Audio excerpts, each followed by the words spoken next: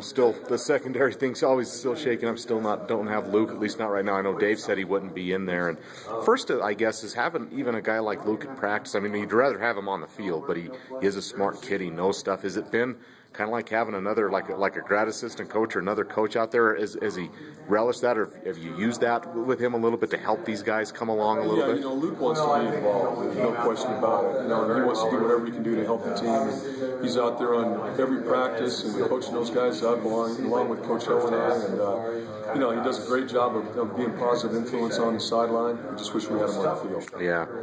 Does he? I know he's a smart guy. He's an engineering major, for goodness sakes. So does he seem to like that role, or? I mean, I know he wants to help, but can you also see the, I don't know if uneasiness is the right word, but just because he wants to be out there and it's frustrating for him? Yeah, I think it's really frustrating. I mean, this is his senior season. He's never been hurt before.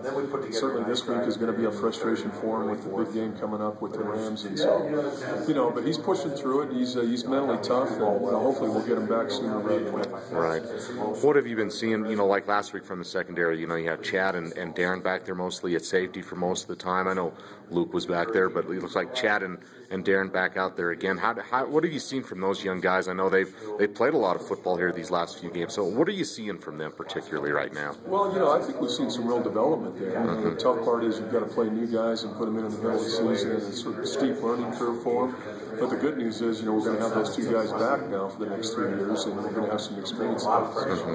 What are you seeing from your corners too? Whether it's been, Blair and Quest. I know DeAndre's been out there. I know Darren's been playing corner some too. What have you been seeing there from them in these last few weeks? Well, we've had some injury issues with Quest. He wasn't able to go early in the game last week. He came in and played well later on in the game. But we still, I think we're seeing some improvement, but there's still plenty of room for improvement. Sure.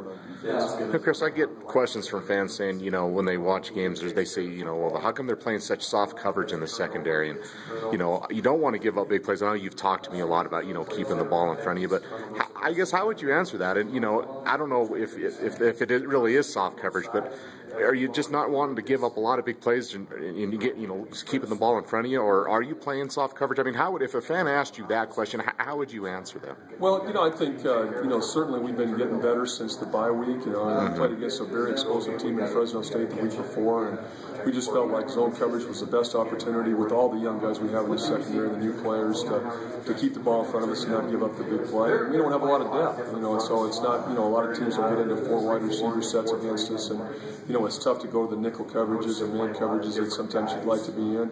And the most important thing is to get lined up and not make the mental errors. So it's really, it's what our guys can handle. Sure. We're doing the best we can to change it up without making it overloading guys that are new at their positions. Right. Expect from CSU, I mean, they're down to their 3rd quarterback, I think, this year, and a redshirt freshman now, I think, unless they're getting someone back. Is it kind of hard to game plan? Because I know their starter, and it doesn't look like he's coming back with a collarbone. Are they a lot different from when he was out there, Grayson, from now McPeak and now this young kid starting? Is it really kind of hard to game plan for them based on what they've done? You don't know what you're going to get.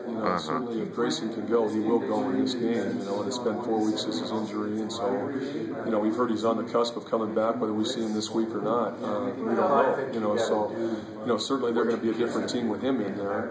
They really did a great job, I think, of focusing again on the run game last week against Hawaii, and they ran the ball very well against Hawaii, and certainly we got to be prepared for that. So we just preparing for both of those guys, but yet try not to overload our guys, keep it simple enough where we can execute. All right.